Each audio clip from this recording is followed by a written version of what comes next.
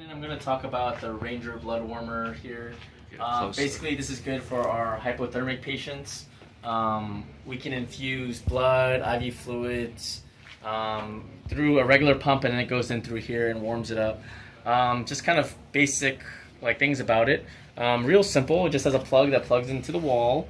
You have a button here on the right side of it. Just turn it on.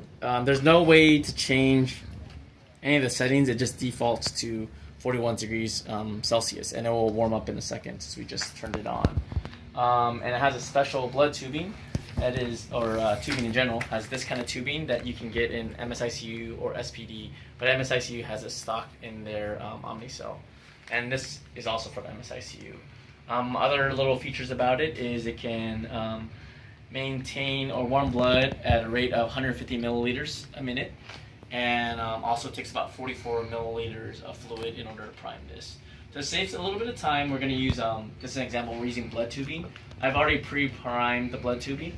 To use this one, you have to make sure to not prime it before you put it into the blood warmer. So that's a little bit different. So you have to make sure you do not prime it, because otherwise it will not fit inside the machine. So here is the tubing. You basically put the cassette face up. There's instructions on here, so you insert the cassette before priming. Stick it in there. You'll kind of feel a semi-click at the end of it. The blue part goes into from your fluids, the red part into the patient. Other little quick things too. This is a bubble capture. Basically, you just need, or air trap.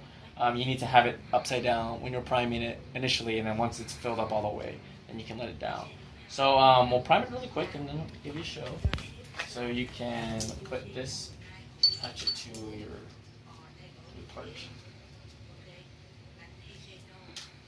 Attach to your blue section, and then put this in a place where the fluid can go. Put it in this bag for now. And then you can just kind of let the fluid prime.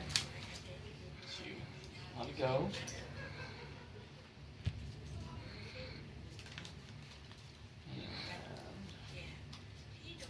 And just make sure I'm all unclamped here.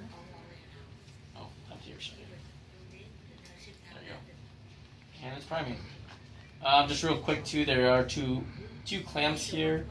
One on the top part and the one at the end, and then there's also a roller clamp. So let's put this up like this. I'll take some time to get So you see how the drip chamber is upside down? That's the way Brandon's holding it. That way it gets all the air out to the distal end.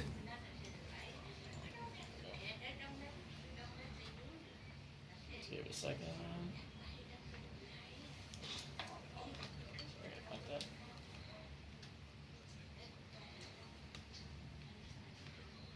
Is it going? There we go. Oh, there we go. So there we go. It's filling up. Pulling up. And And wait then- till it's all the way up. You'll see once all the air is expelled and into the distal end of the tubing, Brandon will turn it to the right side up and stick it in the holder, It's right here. which is on the side. Just like that. Okay, and we are all primed. So just kind of like normal tubing, just make sure there's no bubbles anywhere. I'm just going to use the clamp to kind of stop the fluid from going.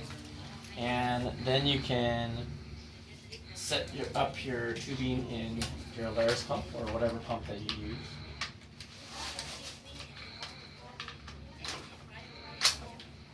And set your rate, whatever rate you need to set it at. Typical here is 100 milliliters, 150 milliliters initially. And then you just run it through the Ranger, and that's it. That's it. Get to work.